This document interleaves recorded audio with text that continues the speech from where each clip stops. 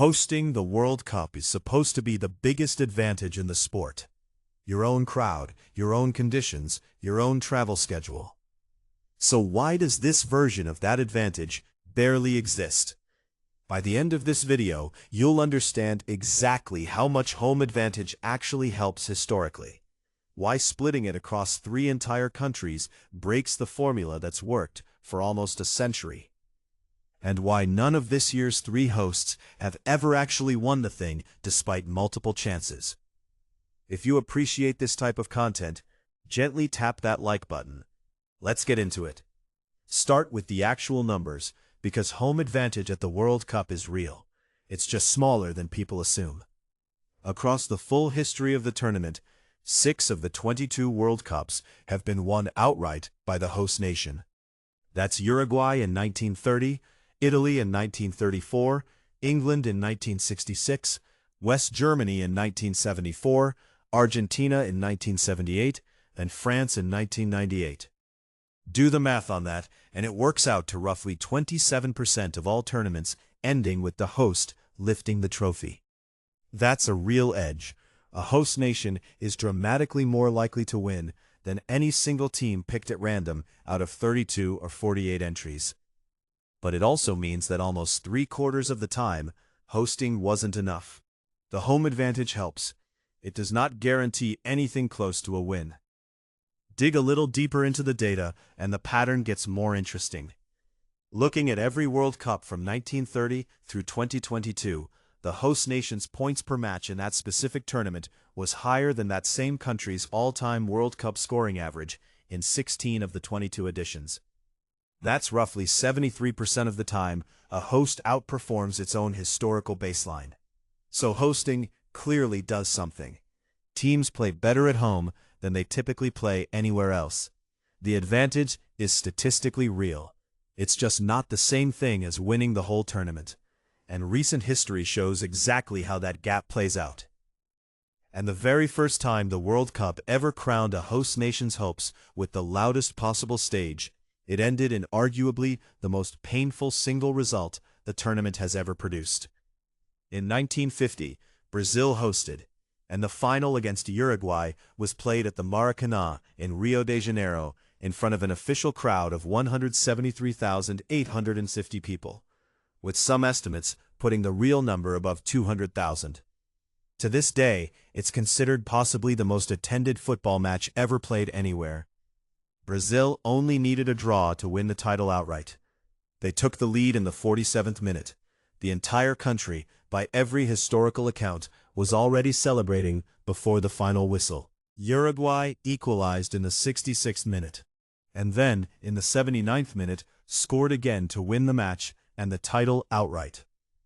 The result became known as the Maracanazo, and it's still used in Brazil as shorthand for the worst possible outcome a host nation can suffer. The point isn't just that it was a shocking scoreline. It's that the single largest, loudest, most concentrated home crowd in the sport's history wasn't enough to stop a team that simply played better on the day. If 200,000 people screaming for one outcome in one stadium in one country couldn't manufacture a win, it's worth asking how much a home crowd split across 3 separate nations is really contributing in 2026. Because here's the other half of the story that gets ignored. Some of the most painful collapses in World Cup history happened specifically to the host nation, with the entire weight of a home crowd behind them. South Africa hosted in 2010 and didn't make it out of the group stage, eliminated in their own country in front of their own fans. Brazil hosted in 2014 and didn't just lose, they lost 7-1 to Germany in the semi-final, on home soil, in what's still one of the most shocking results in the sport's history. That single tournament dragged Brazil's points per match for 2014 down to 1.57, a full 0.6 below their own all-time World Cup average of 2.17. Qatar hosted in 2022 and was eliminated at the group stage too, the third host nation in the last 4 tournaments to fail to escape their own group. Home advantage is real on average. It is absolutely not protection against collapsing in front of your own people. And in some of the most recent cases, it's coincided with the opposite. Now here's where 2026 breaks from every single one of those examples, because every World Cup we just talked about had exactly one host nation carrying exactly one country's hopes, pressure, and crowd energy. This tournament has three. The United States, Mexico, and Canada are all technically the host, which sounds like it should triple the advantage. It doesn't work that way. Splitting hosting duties across three countries means none of them gets the full, undiluted version of what home advantage has always meant. There isn't one nation's flag flying over the whole tournament, one capital city building toward a single moment, one entire country's media cycle locked onto a single team's run. The emotional and logistical weight that used to concentrate into one host now gets spread across three separate fan bases, three separate domestic media ecosystems, and three separate sets of host cities that don't all care equally about all three teams. Think about what that actually does to the crowd noise version of home advantage specifically. When Brazil hosted in 2014, every match, regardless of which two teams were playing, had a Brazilian-flavored atmosphere because the whole country was the venue. In 2026, a match played in Toronto or Vancouver is happening in Canada, technically home soil for the co-host, but it's not generating the same wall-to-wall national obsession that a single host country generates, because 2/3 of the tournament's energy is being absorbed by the United States and Mexico instead. The crowd energy version of home advantage depends on concentration. Splitting the host role three ways is, almost by definition, the opposite of concentration. The split isn't even close to balanced either. Of the 16 host cities, 11 are in the United States, only 3 are in Mexico, and just 2 are in Canada. That means the United States isn't just one of 3 co-hosts in name. It's hosting more than 2/3 of the actual matches. Mexico, despite being the only nation in this group with previous hosting experience, gets a smaller physical footprint than either of its co-hosts in terms of raw match count. And Canada, hosting for the first time ever, gets the smallest slice of all. So even the hosting role itself isn't split evenly 3 ways. It's lopsided, which means the dilution effect we're describing doesn't hit all 3 co-hosts equally. The United States gets the most stadiums and the most matches, but still has to share the spotlight, the media cycle, and the narrative with 2 other countries the entire time. Mexico and Canada get even less of the traditional home tournament experience than that, despite officially being just as much a host nation on paper. Now, let's get into the part that's arguably a bigger deal than crowd noise: the physical toll of this specific format. The 2026 World Cup host cities span roughly 4,300 kilometers east to west and roughly 4,000 kilometers north to south. For context, the entire previous tournament in Qatar had a maximum distance between any 2 stadiums of about 50 miles. Teams could play every single match without changing time zones, climates, or much more than a short bus ride. This tournament is the complete opposite. Depending on the matchup, teams can face 4 to 6 hours of travel between certain venue combinations, especially on routes connecting Canadian cities to Mexican ones. And that's before you even get to the border crossings themselves, which can take 2 to 4 hours depending on which crossing point a team's travel party uses between the US and Mexico or the US and Canada. This is genuinely something the World Cup has never dealt with before at this scale. Researchers studying this tournament specifically have flagged that it's the first FIFA World Cup to combine extreme heat, altitude, air pollution, and seasonal allergens, and major travel fatigue all in the same event. Extreme heat is expected in 14 of the 16 host cities, with historical wet bulb globe temperatures in some of those cities ranging as high as 35 degrees Celsius. That's not a minor inconvenience. That's a real performance and safety factor that didn't exist in the same way in previous tournaments. So when people assume home advantage means an easier ride for the host nations, the geography of this specific tournament actually works against that idea. They're also the ones whose own players have to adapt to wildly different conditions inside their own supposed home turf, because their home now spans an entire continent's worth of climates. Then, this altitude, which is its own separate problem, layered on top of everything else. Matches in Mexico City sit at roughly 2,240 meters above sea level, and matches in Guadalajara sit at around 1,566 meters. Playing at that altitude isn't just uncomfortable, it has measurable, documented effects on performance.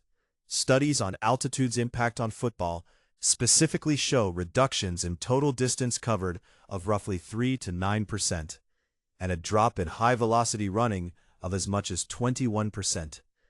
That's a massive physical cost, and it applies to every team that plays a match in those two cities, including Mexico's own players if they're not specifically trained and acclimatized for it. Altitude doesn't care whose home country it's in. It's a physiological tax on everyone, and it just happens to be baked permanently into two of this tournament's specific host cities.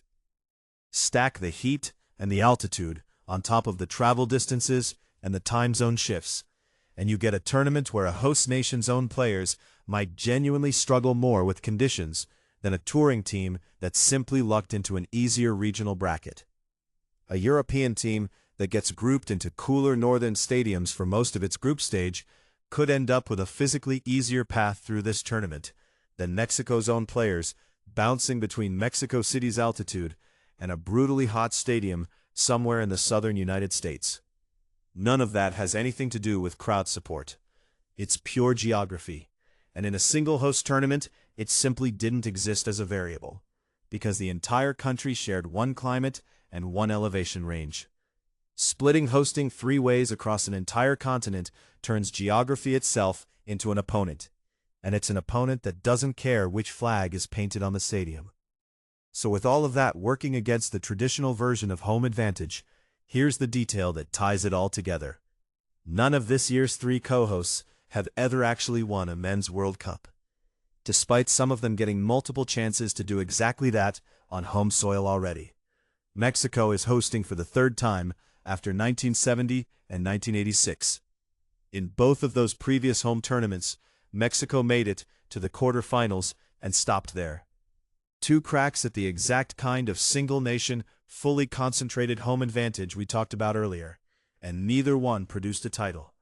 The United States has never won a Men's World Cup at all, hosting or otherwise, despite already having hosted once before in 1994.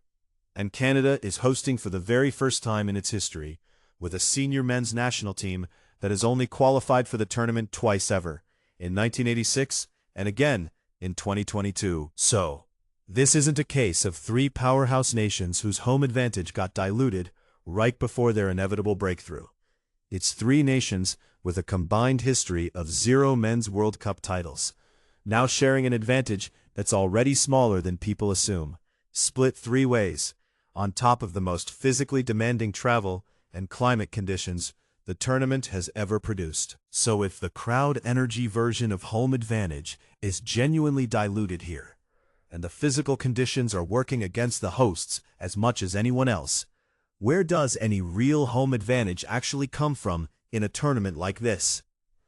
The honest answer is logistics and familiarity, not noise. Players from the host nations get to sleep in their own beds or close to it, instead of flying internationally between every single match. They already know the stadiums, the practice facilities, the local food, the time zones their bodies are used to. They skip the qualifying tournament entirely, which means more rest, more preparation time, and a coaching staff that spent years building specifically toward this one event, instead of surviving a grueling qualification campaign first. That's a real, measurable edge, and it's a big part of why hosts outperform their own historical average 73% of the time, even when they don't win it all. But it's a logistics and preparation advantage, not a hostile crowd, backs against the wall, entire nation roaring advantage. Think about what skipping qualifying actually buys a team. Most national teams spend 2 to 3 years grinding through qualification matches, traveling to hostile away stadiums, picking up injuries and suspensions along the way, and occasionally missing the tournament outright if results go wrong. A host nation skips every bit of that. The coaching staff gets that same 2 to 3 year window to schedule exactly the friendly matches they want, against exactly the kind of opposition that will sharpen the squad for the tournament style they expect to face, with zero risk of those friendlies costing them a spot in the World Cup. That's a genuine competitive edge, and it's the same edge every host since 1930 has had, regardless of crowd size. It's also an edge that doesn't get diluted by having 3 co-hosts instead of 1. The United States, Mexico, and Canada all get that same friendly schedule freedom and that same guaranteed spot, independent of each other. So if there's a piece of host advantage that genuinely survives the 3-way split intact, it's this one. There's also a quieter logistical issue worth naming directly. Who actually fills the seats? In a single host tournament, the assumption is that most tickets in most stadiums end up in the hands of that host country's own fans, simply because of proximity and demand. Split hosting duties across the United States, Mexico, and Canada, and add in the reality that many host cities are major global tourist destinations with huge international populations already living there, and the crowd inside a given stadium gets a lot less predictable. A match in Miami or Los Angeles might end up packed with fans of whichever 2 nations are actually playing that day, rather than overwhelmingly stacked with American support the way a stadium in a more insulated host country might be. That's not a bad thing for the tournament as a spectacle. It likely makes for better atmosphere across more matches. But it's one more way the traditional, concentrated version of a 12th-man crowd advantage gets watered down specifically because of how and where this tournament is being staged.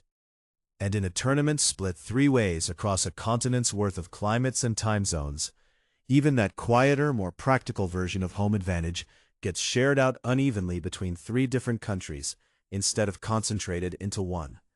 That's really the core of it. Home advantage at the World Cup has always been smaller and more fragile than the phrase suggests, and 2026 is testing it under conditions it was never designed for. 3 nations sharing the title of host, none of them with a men's World Cup title to their name, all 3 exposed to extreme heat, altitude, and travel demands that previous hosts never had to plan around. If anything, this tournament might end up being the clearest evidence yet that home advantage was never really about the crowd at all. It also sets up a genuinely interesting natural experiment, whether anyone intended it that way or not. Every previous edition of the World Cup gave researchers and fans exactly 1 data point per tournament. How did the single host nation perform under that specific, concentrated version of pressure and support? This tournament effectively runs the experiment 3 times in parallel, with 3 different countries experiencing 3 different versions of a diluted, geographically scattered hosting role at the same time. The United States gets the most matches and the most media attention, but still has to share the spotlight. Mexico gets a 3rd crack at a home tournament with 2 previous quarterfinal finishes and nothing better to show for it. Canada gets the experience for the very first time, with the thinnest competitive history of the 3 and the smallest physical footprint in terms of host cities. Whatever each of those 3 teams does this summer will be the closest thing football has ever had to a controlled comparison of how much hosting actually matters, once you take away the 1 country, 1 crowd, 1 flag version of the advantage that every previous tournament relied on. So when the matches start, and people inevitably bring up the phrase home advantage to explain why a host team is supposedly favored, it's worth remembering everything that phrase is quietly assuming. It's assuming 1 undivided crowd. It's assuming familiar climate and elevation everywhere a team plays. It's assuming short trips between venues instead of international border crossings. None of those assumptions hold the same way in a 3-country, continent-spanning format. The advantage that's left over, the early qualification, the extra preparation time, the friendly match scheduling freedom, is real, but it's quieter, smaller, and far less dependent on which flag happens to be flying over the stadium that day. And if you want to go deeper on why the favorites at this exact tournament keep finding ways to lose, even with everything seemingly in their favor, I made a video on exactly that. You can check it out by clicking right here.